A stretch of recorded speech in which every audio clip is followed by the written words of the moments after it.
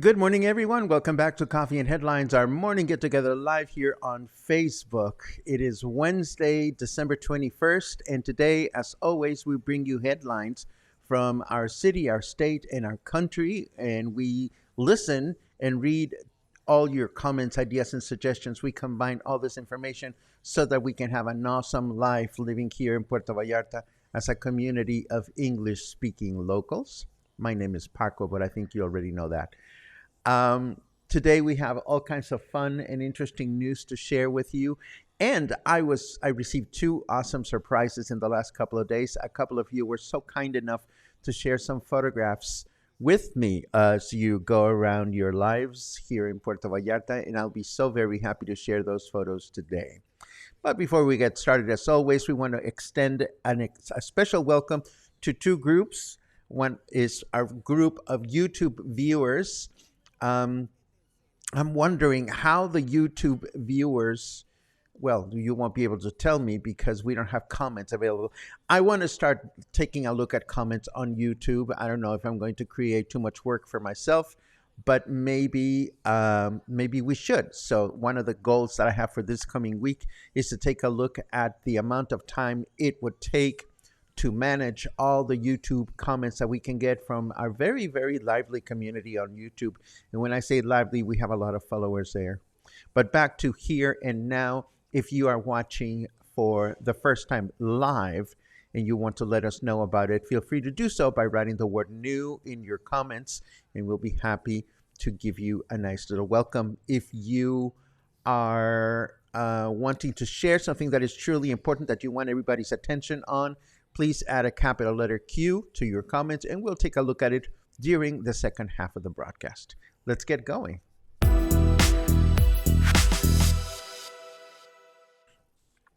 When it comes to tourism-related foreign investment, the state of Jalisco ranks among the states in Mexico that have attracted the most investors, foreign investors, between the months of January and September of this year.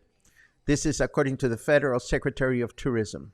The state where hotel chains invested the most in this year in Mexico is Baja California Sur, with $166.5 million US dollars invested. Let's see, this is followed by Quintana Roo with $81 million. Then comes the state of Jalisco, our state, with $31.9 million. And for those of you that think that Puerto Vallarta is the center of the universe, this investment has very little to do with our city, as much to do with the number of new hotels being built in the Guadalajara metropolitan area. And where was Nayarit? Well, Nayarit comes in at fourth place with $29.3 million. This represents a lot of money and a lot of tourism that we can expect coming to our state in the future. Now, you may or may not know that our city, look at his face. God bless him. I don't know why photographers are not kind. Well, anyhow, you may not know that our city has 65 security cameras strategically placed throughout the city.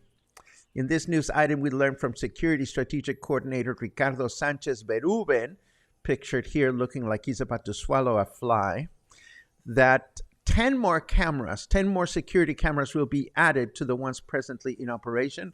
This is thanks to an 80 million peso budget designated for different destinations throughout the state for this purpose, with priority given to Puerto Vallarta. Sanchez Beruben indicated that there are 26 locations in the city with smart monitoring, and that the cameras that I mentioned just a second ago are all operating at 95%, and this depends on their maintenance schedule. And for those of you that would like to hear the violent news from time to time, I have some statistics. According to Mexico's Secretary of Security and Citizens Protection, this past Monday, December 19, turned out to be the fourth most violent day of the year in all of Mexico, with 107 homicide victims. There were 12 in Zacatecas, 10 in Guanajuato, 10 in the state of Mexico, and 10 in Jalisco. We had not had a day topping 100 murders in one day since the month of May, and the other most violent days of the year have been May 24, with 118 murders, and this would be the most violent day so far of the year. Then comes May 1st with 112 murders, and then May 22nd with 107 murders, the same number as 2 days ago.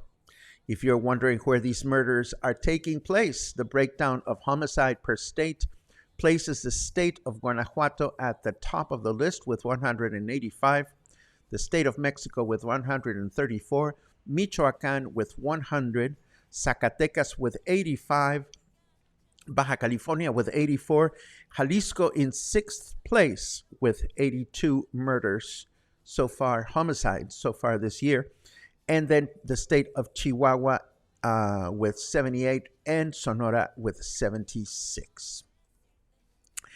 As expected, we announced yesterday that Mexico President Andrés Manuel López Obrador will welcome U.S. President Joe Biden and Canada Prime Minister Justin Trudeau for the upcoming North American Leaders Summit to take place in Mexico City in January. And as we announced, Foreign Chancellor Marcelo Ebrard has announced the summit agenda. The 3-day event will focus primarily on strategies to support indigenous and marginalized communities, and also the joint investments in favor of these three countries, Mexico, the United States, and Canada. In addition, President López Obrador is expected to have a bilateral meeting with Prime Minister Justin Trudeau of Canada. We recently reported that Puerto Vallarta beaches are fit for swimming during this holiday season, and this is still the case. And what we learned today is that this is part of a national survey conducted by the Federal Commission for Protection Against Sanitary Risks, or COFEPRIS. The entity took it upon itself to monitor 258 beaches in 16 coastal states of Mexico, and pretty much all of them came back suitable for swimming, which is really good for us. So where did the caca molecules go? Apparently, they all went to the beach of Rosarito in Baja California, the only beach in the country where you may not want to go swimming anytime soon. A full report can be perused through a link in this news item if you are concerned about your caca molecules and whether you're going to be surrounded by them or not. And this was our block of news. Let us turn over to the weather to see what's going on out there.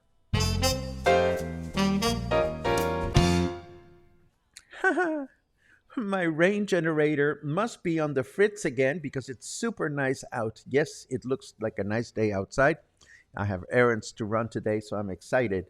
25 degrees at present time. Humidity is at 62%. Our temperature in Fahrenheit degrees is 77. And our weather forecast for today says it's going to be mostly cloudy through the day and we'll enjoy a high of 28 and a low of 18. Gotta love those chilly mornings and evenings.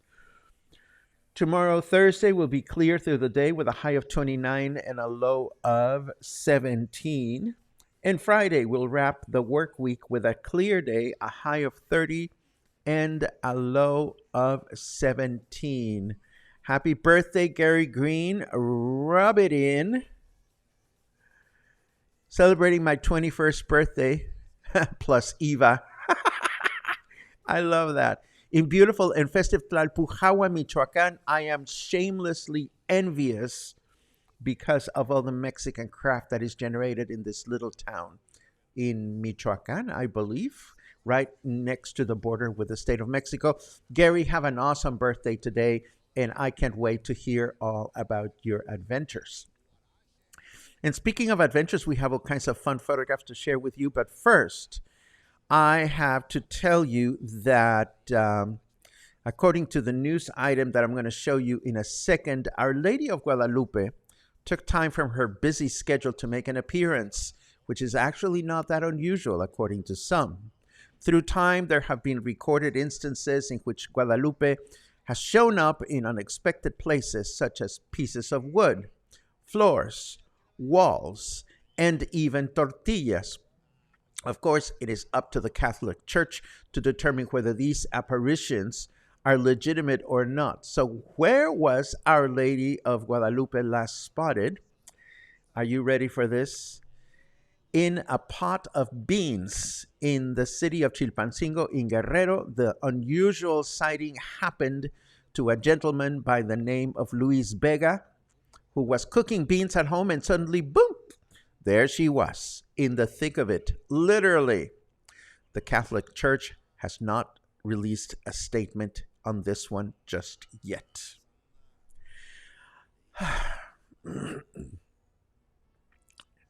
Okay, I'm going to keep my mouth shut. I'm going to tell you that the wonderful cluster member Jill Webb. Jill, hello. If you're watching, we're going to feature your photos. I forgot to ask for permission, but I'm sure you won't mind it. Jill was coming back from some explorations and took these photos in Boca de Tomatlan, where you can see there is some construction going on in the back of the photograph. There's what seems to be the new pier. I'm no longer sure. Oh, well, this has got to be the new pier because there seem to be no remnants of the previous pier. But this shows you some of the activity that is going on over there. This photo caught my attention because there seems to be some kind of makeshift floating ramp that has been installed to help passengers embark and disembark on these pangas. This is actually not a panga. This seems to be one of the fast boats, motorboats used by Vallarta Adventures to transport their expeditioners all the way from Nuevo and other points in the bay. But they are taking advantage of that makeshift ramp.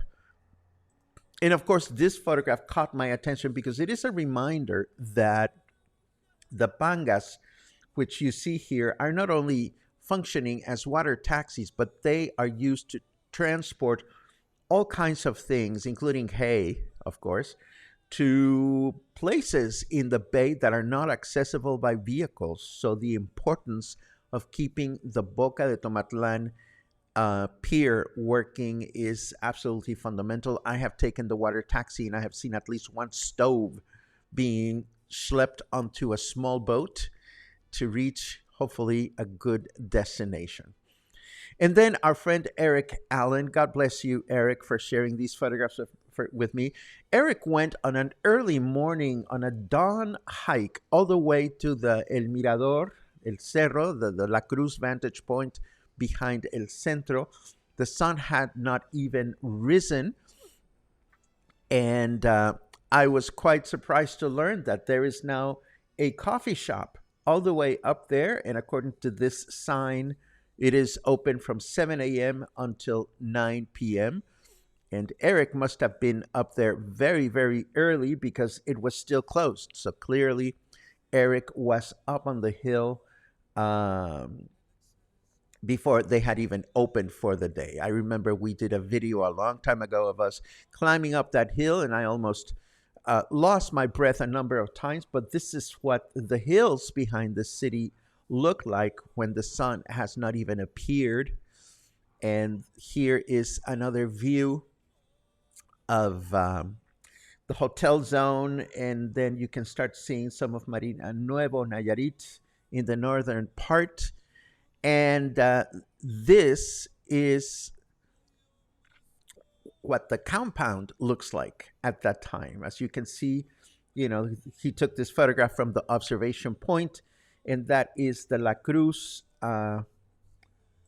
original spot. They've built around it so much. It's been a while since we've been there, so maybe it is time for us to head back in that general direction. Husband Tommy says, yes, very early. I woke up when he got home.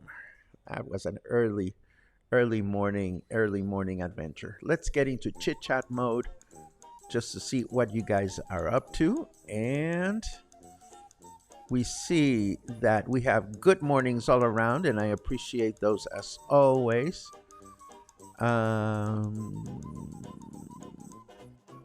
Albert says, Wacky Wednesday, Paco and Cluster from warmer Woodland Hills. Sorry to all of you folks getting freezer weather. Yes, we've had some reports from friends north of the border that are surrounded by cold and snow.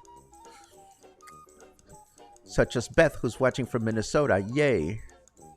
And yes, happy solstice. It is winter solstice today.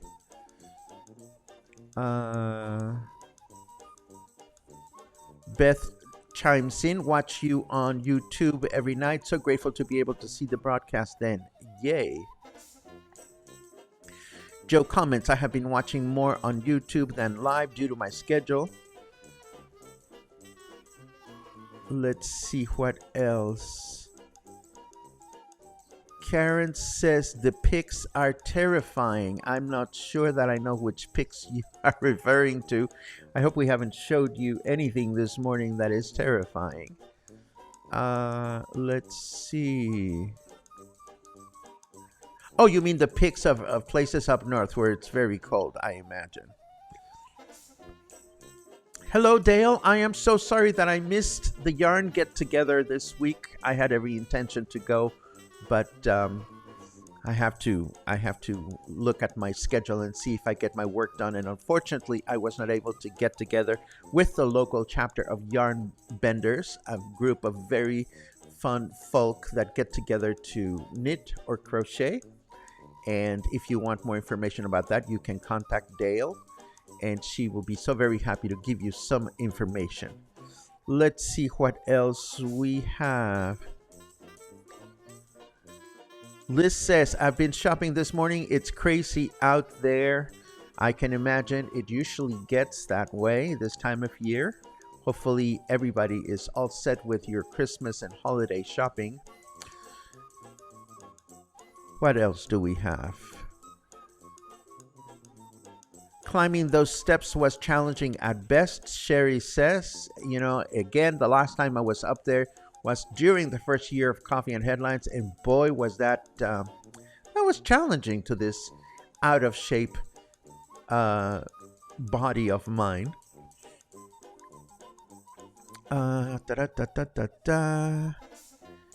Next time, definitely next time. I have been busy crocheting all kinds of wonderful things that I'd love to share, and I'm always happy to see what everybody else is up to. And this, my friends, brings us to the end of today. I'm going to walk into town for a couple of errands, maybe bring my camera to capture a few things to share with you. And as usual, I am grateful for your company. I'm grateful for your support. And so is Luna, who has been very close to me during these very cold days. Stay happy, stay kind, stay healthy, stay cautious, and stay mindful of the weather. It is winter, and the respiratory stuff seems to be doing a comeback. Michael asks, what are my plans for Christmas? I have accepted a very simple Christmas Eve dinner. I have accepted another thing for Christmas Day with some friends, and I have no plans for New Year's Eve or New Year's Day. I have also decided, and I announced this a couple of days ago, that there will be no broadcast this Saturday and no broadcast the next Saturday. With your permission, I am taking 2 consecutive days off, something that I have not done since we started Coffee and Headlines 2.5 years ago, almost 3 years. Can you believe that? Anyhow, I hope you all have wonderful plans for the holidays, and I hope to see you again soon. Have a great day.